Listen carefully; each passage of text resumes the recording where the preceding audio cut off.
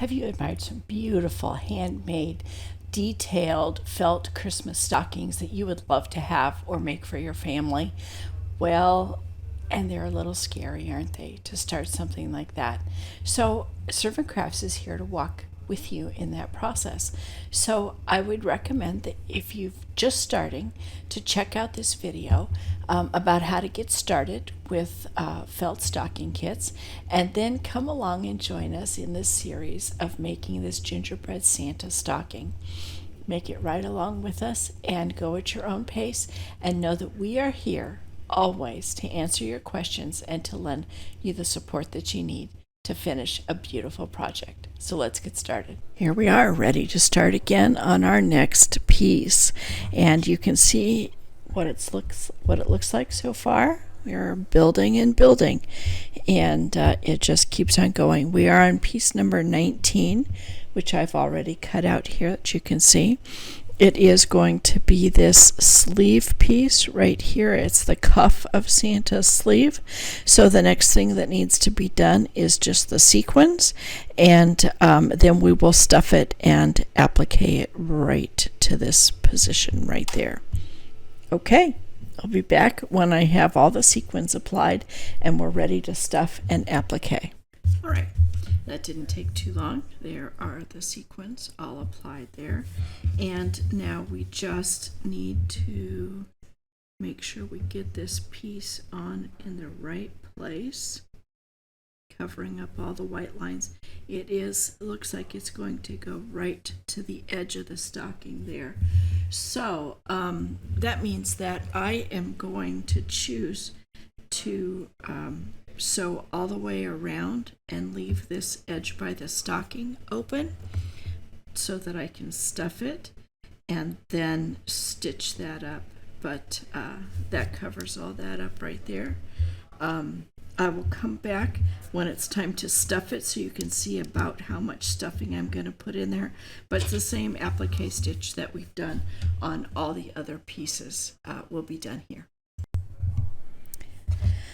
All right, I have it sewn all the way, not all the way around, but from here to here. And so I've got this space open for stuffing. So once again, we're going to come back with just that little bit of stuffing. If you're used to stuffing things that you make, like stuffed animals or something like this, like that, this seems like just nothing. But truly, it is just what it needs. Oh, and Finnegan is here again to be sure that we're doing everything correctly. Whoops. So for this stitching, because I am right on the edge of the stocking, we're going to be going all the way around like this. Hopefully you can see that. There we go. So I'm going all the way around the outside edge of the stocking and stitching it down. So just a slight difference from our normal applique stitching. Just slightly different. Here, we'll put the work in the picture and not the cat. Okay, so that we are going all the way around, still trying to use the small stitches. They're just going all the way around. Now, a lot of these stitches, I think, will actually be concealed when we put his hand, and I think it has a glove on. So don't be too worried about them. And again, when I've got sequins, I do like to kind of tuck them in underneath the sequins. And then we'll be able to tie this one off here. All right. Here is the next piece, number 20 and number 21. These are Santa's hands. They are in this little light flesh color. And it says to do an outline stitch with 2 strands of the peach floss. So I'm going to show you here. I am having a terrible time with knots today. There we go. Now here, okay, I've exiled the cat to the other area of my table, my work table, so he cannot get in the way anymore, I hope. He's busy playing with my felt scraps and throwing them all over the floor. It's far better than biting what I'm working on, so. All right. No. You stay over there. So it's time to just knot off and do one more.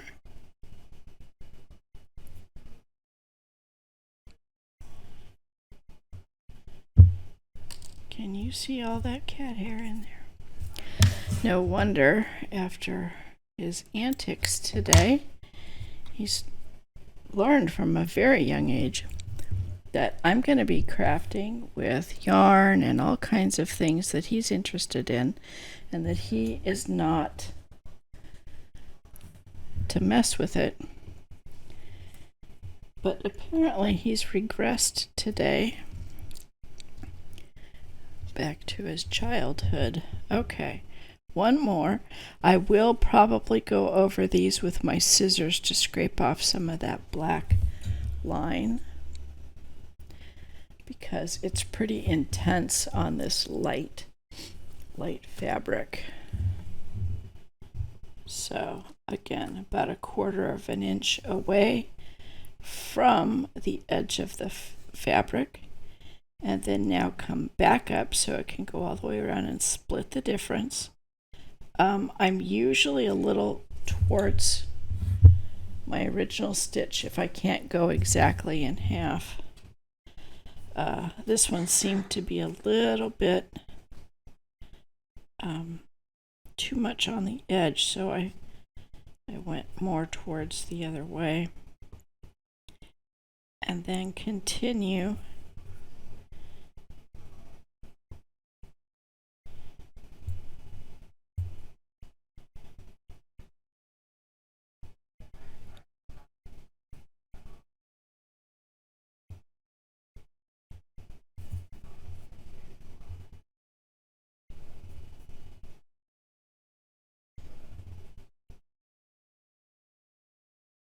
okay,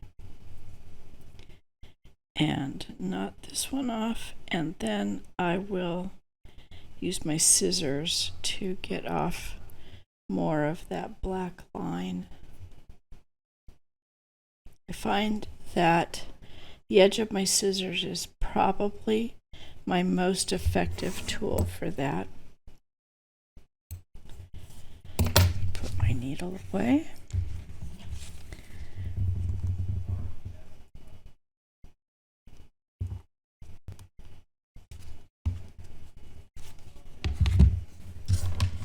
And let's see.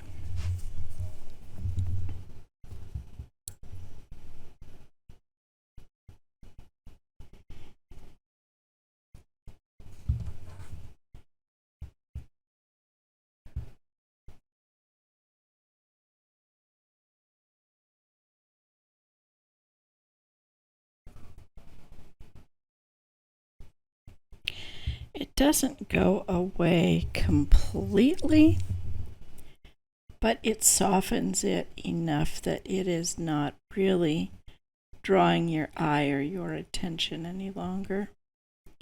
It just kind of looks more like a shadow to your stitch. That's really what I'm going for. There's a fuzzy, I'm going to cut it away. There we go.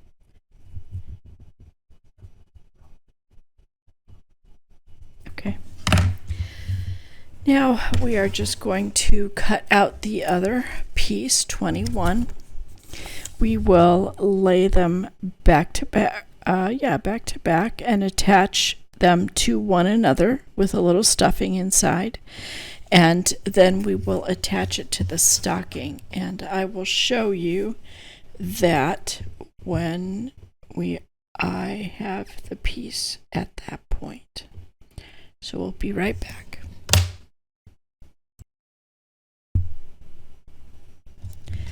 Okay, so when I'm going to have a piece that might be visible from both sides, I don't want the knot from my floss that I'm using to stitch it together to show. So I'm going to sandwich my knot in between the two pieces and pull it through and make sure that knot gets tucked down inside. And I'm going to go around the same space again. So my knot is not visible on either side. And now we're just going to do this stitch that goes all the way around, tightly and close together. And when we get all the way back over here to this side, I'm going to add my little bit of stuffing and then close it up. And then I will be back to show you how to attach a piece like this to the stocking. Okay, I have taken my last stitch to close up the hand. I have not cut or knotted off my floss because I'm going to use that to attach his hand. And it says here to attach the hand to the trim along the top edge only, so along here only, leaving the rest of his hand free and unattached. So I just want to glance at the picture quickly, and it looks like his hand goes thumb down. If I see the picture here, see, this is piece 20 and 21, and his thumb goes down. So I want to make sure I'm orienting his hand correctly for the rest of the pieces that will follow. So I'm going to take a pin and pin that down just right. It's a strange line they've got. It looks like they want us to kind of give the thumb that way. So we'll do that. And then now I will use this piece of thread, and I like to stitch pretty much wherever they have the black line. So I need to stitch a little farther over here than where my thread comes out. So I'm going to go down in and come up over here, right there. And then whenever I'm stitching over top of where I have previously stitched, I will try my best, and it's not always possible, but to keep my stitches kind of right on top of the previous stitches so that it doesn't look too much like it's been stitched multiple times. That's just something I do. It really, truthfully, this thread almost virtually disappears on this hand, this piece of felt, so that it really wouldn't matter at all.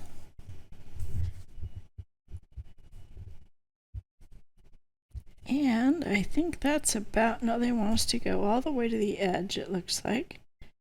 So we'll go all the way to the edge and go down.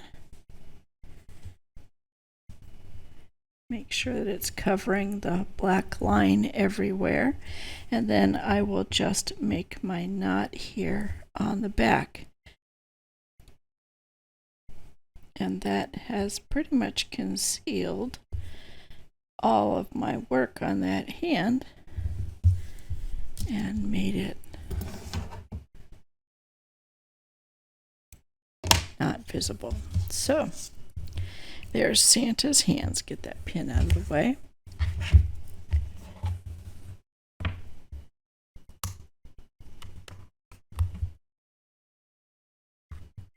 So there's Santa's hand and the cuff of his coat. So let's check off embroider stuff and applique, leaving the rest of the hand unattached. That one is done. So now we're going to embroider. Use 2 strands of light gray and an outline stitch.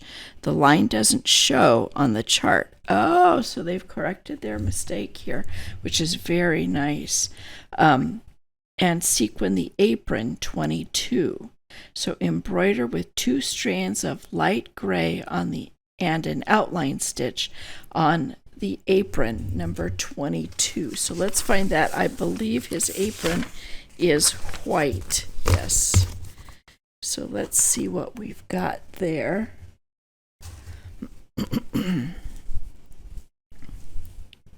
Right here. So it says an outline stitch. I think it's going to be this right here.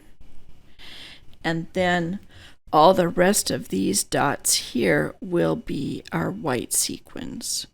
We have another piece. I think this one's blue, and that one's going to get blue sequins. So I will cut that out. And gosh, got to be careful when you get close. Definitely don't want to have a problem with the back of the stocking. So be very careful. And I will cut this out, and I'll show you the embroidery, the outline stitch, which is what we've been doing. So it's nothing new. And get the sequins on it, and then we'll be ready to attach it. I find these I like the details, the tiny things, but boy, when you start getting some of these big pieces on, it just really helps to see how the stocking is coming together. I find it pretty exciting. So we'll come back when we are ready to do this stitch here. Okay, I have my piece cut out. I have my gray thread threaded up and ready to go. It's 2 strands, it said, so I've tied a knot in both ends. And I am going to work in this direction. So I'm going to come up right about here, and I'm going to choose to go all the way around. Even though the line doesn't quite go all the way around, I think it will look best if it does, if the thread does. So get that right in its little corner there, and drop down and get your small stitches going all the way across. I think this gray is going to cover the black line better than that peach covered the black line on his hand.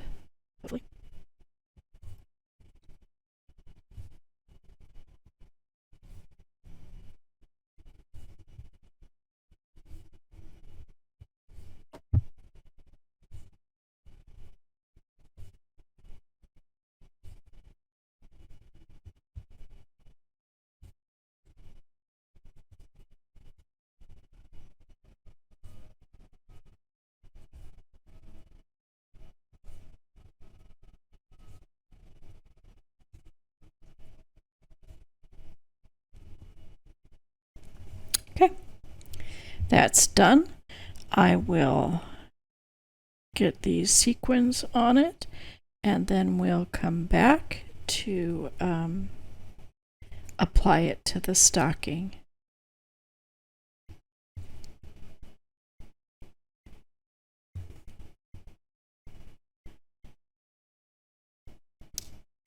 Goodness, my hands will not hold on to it today. There we go.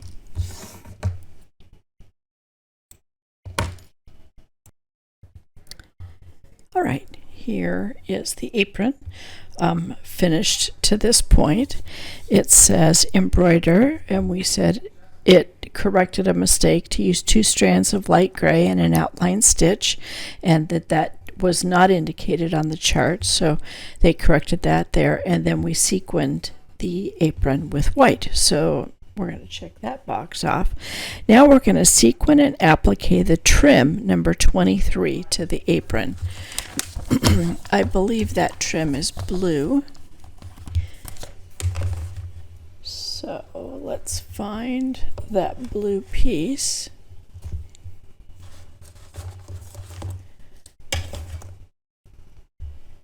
Here it is, right there. So the only thing there is to do on this piece will be to cut it out. We will apply blue sequins with the clear beads because there are no blue beads, and then we will applique stitch it just to the bottom of the apron. So I will come back when I've got that done, and we'll move on to the steps about the pocket.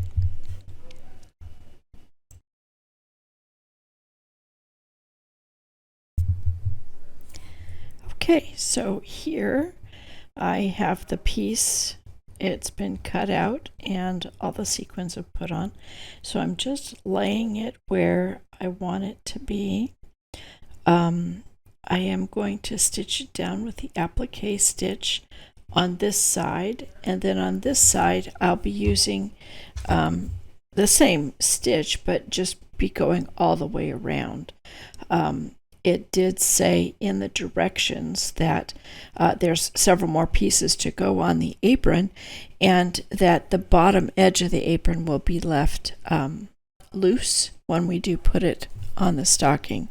So I want to be sure that the stitching goes all the way around and that it's secure. So I will come back when we're ready to work on the next piece, which is getting started on the pocket.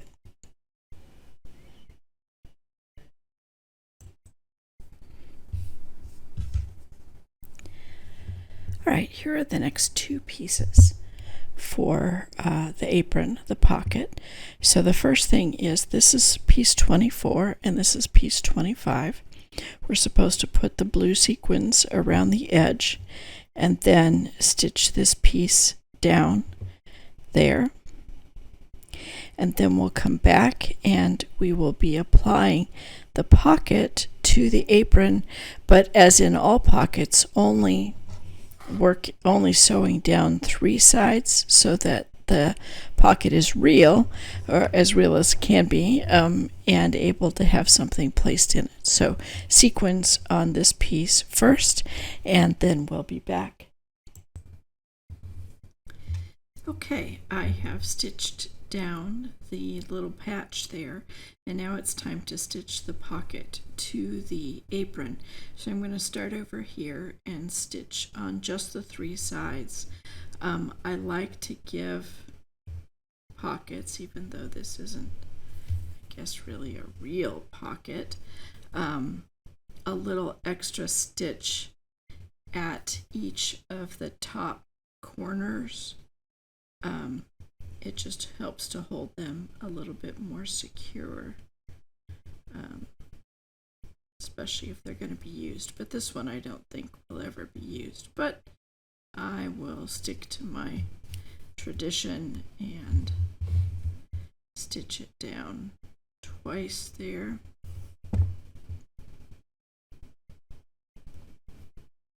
Goodness. And then just continue around on the 3 sides with the applique stitch, except that I seem to be on the wrong side. Okay. Have to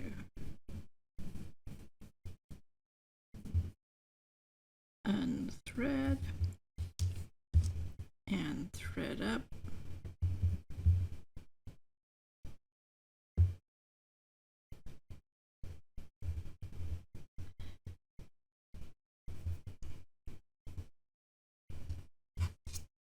Happens to everyone where we make little mistakes. We gotta figure out how to fix it. So that was a pretty easy fix. Now we'll just continue around with our applique stitch here.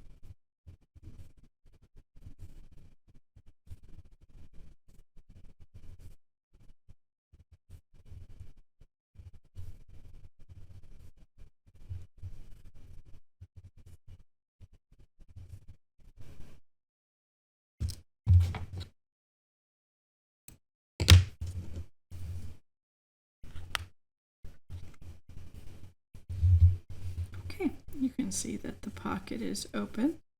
Something could be put in there if needed. So there is our apron. Let's see what it says next. Sequin and applique the center of the pocket to the pocket, which we did. Applique the pocket to the apron, leaving the top edge open. Okay. Now we're supposed to applique the apron to the suit, leaving the bottom edge unattached, so leaving this free. So let's go ahead and do that piece.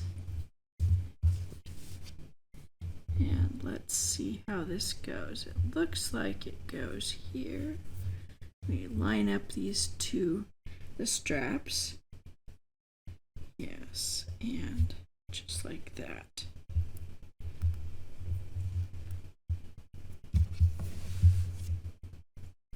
And then this goes around like it's going to the bow there. Okay.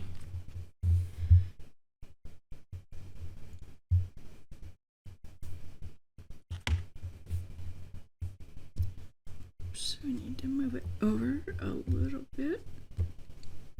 There we go.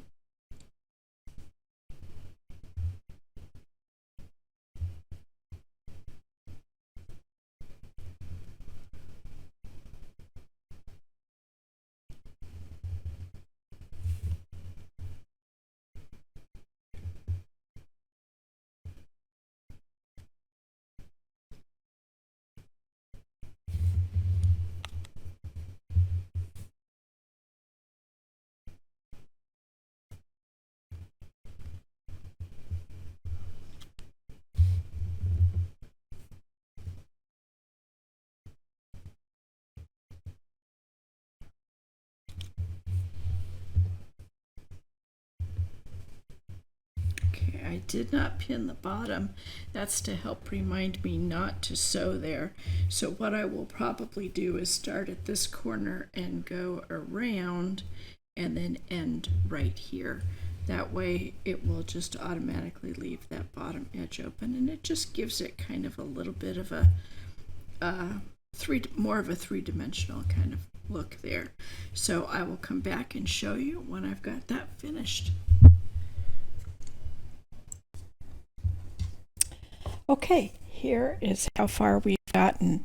We've got the apron on, we've got the pocket sewn on. You can see how it can open, and we've sewn the apron all the way around, but the bottom is still left open, so it gives it kind of a little bit more of a realistic kind of a three-dimensional look there.